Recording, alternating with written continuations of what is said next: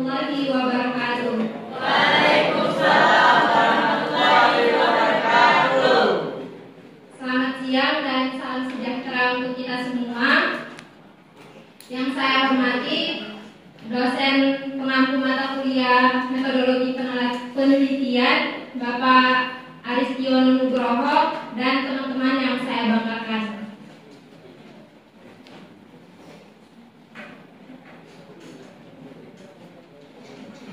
Terima kasih sudah berkenan hadir pada diskusi kita pada sore hari ini. Saya Ingrid Krisnawati Lewo sebagai moderator yang akan memandu diskusi kita pada sore hari ini.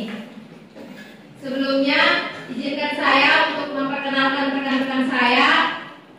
Yang pertama, Risanda Azenta sebagai penyaji. Kemudian yang kedua ada Bridewa. Kemudian yang ketiga ada Faris Andika sebagai pemas 2.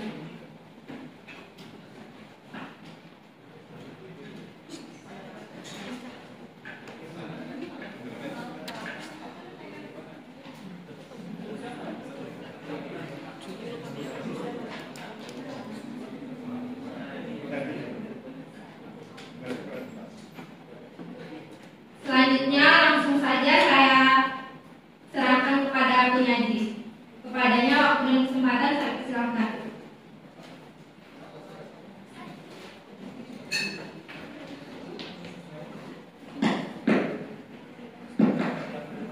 Assalamualaikum warahmatullahi wabarakatuh. Waalaikumsalam warahmatullahi wabarakatuh.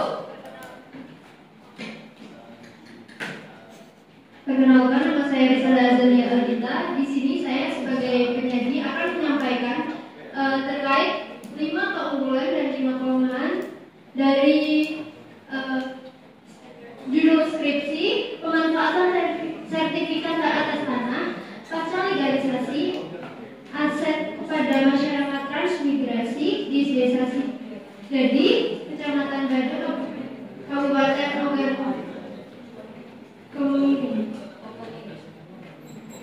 Kemarin. Untuk keunggulannya yang pertama dalam skripsi tersebut terdapat literasi terkait keuangan. Literasi tersebut bermaksud pada penambahan pengetahuan dan pemahaman untuk masyarakat desa Sidadi terkait literasi keuangan yang merupakan dasar yang harus dimiliki masyarakat untuk memulai suatu usaha. Literasi keuangan mencakup terkait simpanan, pinjaman, dan investasi. Yang kedua, pemanfaatan sertifikat pada masyarakat transmigrasi. Peluang membuka dan mengembangkan usaha di desa Sidadi dipengaruhi oleh pemanfaatan sertifikat dari penduduk transmigrasi, yaitu digunakan untuk atau sebagai modal usaha. Yang ketiga, analisis terkait perubahan kegiatan ekonomi yang terperinci. Analisis tersebut berupa jenis usaha, modal usaha, pengelolaan usaha, antara sebelum dan sesudah pemanfaatan sertifikat tanah untuk masyarakat transmigrasi. Yang keempat, terkait penelitian dengan metode komprehensif. Metode komprehensif sendiri memiliki arti bahwa disebut juga metode campuran yang mencakup metode kuantitatif dan kualitatif. Metode tersebut seperti dijelaskan seperti wawancara, studi dokumentasi, sampai penyebaran kuesioner, sehingga didapatkan data-data yang lengkap dan terperinci. Yang kelima, data yang disajikan berupa diagram dan tabel, sehingga data-data tersebut dapat memudahkan warga untuk memahami perubahan jenis dan modal usaha antara sebelum dan sesudah pemanfaatan sertifikat tanah masyarakat transmigrasi. Selanjutnya adalah kelemahan dari skripsi tersebut adalah kurangnya fokus pada satu topik permasalahan. Jadi kurangnya fokus pada judul tersebut sehingga judul dan isi tersebut kurang memiliki hubungan sehingga dalam penjelasan isi tersebut tidak terfokus pada satu judul atau satu masalah. Yang kedua, kurangnya pengarahan terkait pemanfaatan digital. Kurangnya pemahaman masyarakat desa Sidadi terkait pengembangan usaha melalui platform digital sehingga hanya bisa mendukung usaha kecil dan menengah dan tidak bisa diakses secara digital. Yang ketiga adalah kekurangan efisiensi dan efektivitas karena terlalu fokus pada pengembangan usaha masyarakat sehingga tidak atau mengesampingkan kepentingan dalam kondisi keuangan yang berjangka panjang. Yang keempat, keterbatasan pengetahuan terkait potensi atau resiko dari kegagalan usaha. Untuk kegagalan usaha untuk skripsi ini memiliki penjelasan terkait beberapa atau sedikit modal usaha, tetapi tidak membahas terkait kegagalan dari sebuah usaha.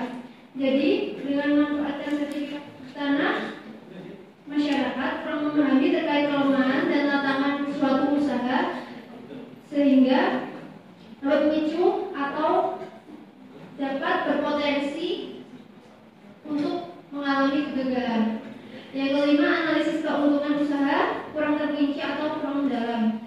Perubahan keuntungan tidak ditekankan secara jelas, tetapi apabila pemanfaatan sertifikat tanah sebagai jaminan, maka penilaian keberhasilan sangatlah penting.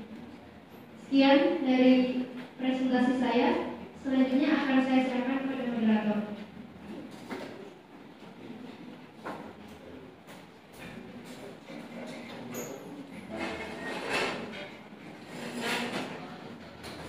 Terima kasih banyak kepada Mas Adi yang telah memaparkan materinya di hadapan kita bersama. Selanjutnya saya persilahkan kepada pembahas 1 untuk memberikan pandangan serta analisis mengenai materi yang dipaparkan. Pada pembahas 1 saya persilahkan. Terima kasih atas waktunya.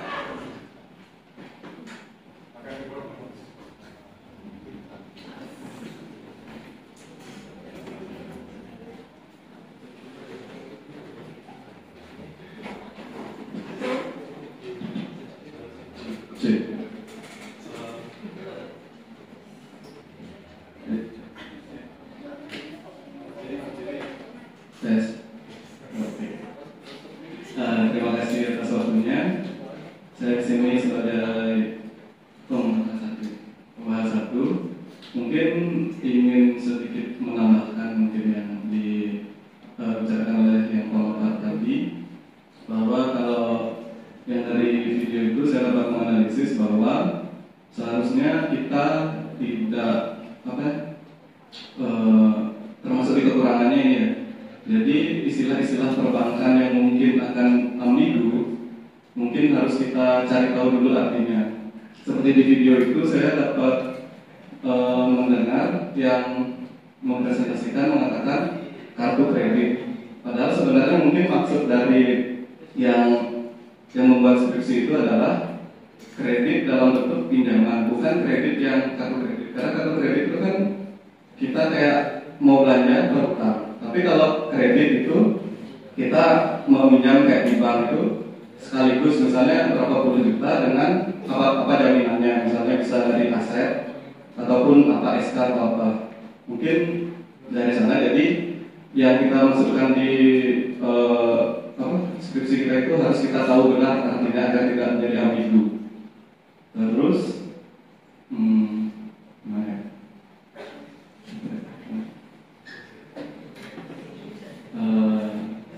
Mungkin cukup itu dulu.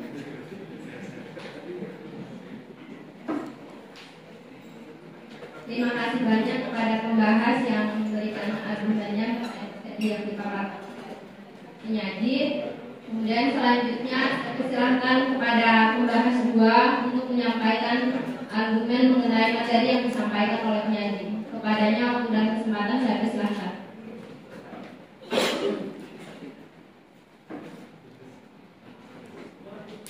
Baik, jadi saya ceritanya kan tadi penyaji menyampaikan bahwa di keunggulan adalah analisis perubahan ekonomi itu katanya terperinci. Sedangkan di kelemahan tadi disebutkan juga adalah analisis keuntungan usaha kurang terperinci. Jadi menurut saya itu analisis keuntungan usaha itu harusnya juga masuk ke dalam analisis perubahan ekonomi. Atau mungkin nanti menurut penyaji bisa ada pandangan lain atau gimana? Saya sebagai apa?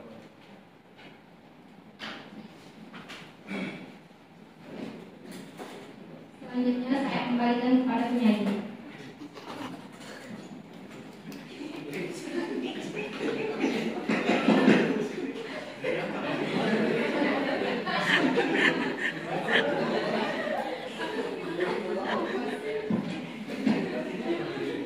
Selanjutnya, terima kasih kepada moderator untuk menjawab pertanyaan dari warisan kita terkait keuntungan di poin ketiga terkait analisis perubahan kegiatan ekonomi terperinci dan poin kelima di kelemahan analisis keuntungan usaha kurang terperinci yang mendalam.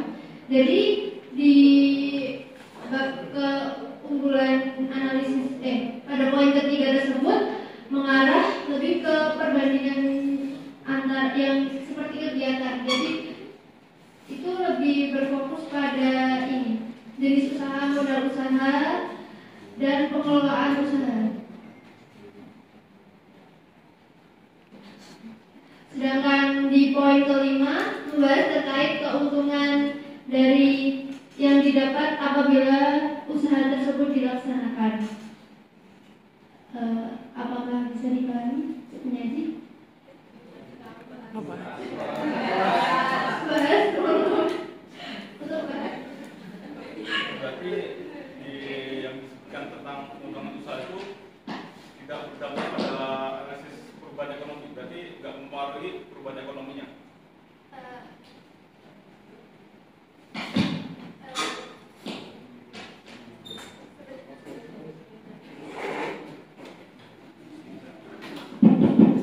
Sebenarnya untuk mungkin dari kata, mohon maaf apabila mungkin dari kata-kata saya mungkin banyak arti atau ambigu, karena saya memaksudkan bahwa poin ketiga dari keunggulan tersebut itu memuat modal, jenis, dan pengelolaan suatu usaha.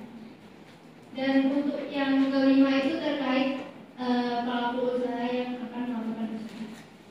Apakah bisa dipahami untuk dibahas? Ya, terima kasih. Selanjutnya akan saya serahkan kepada moderator.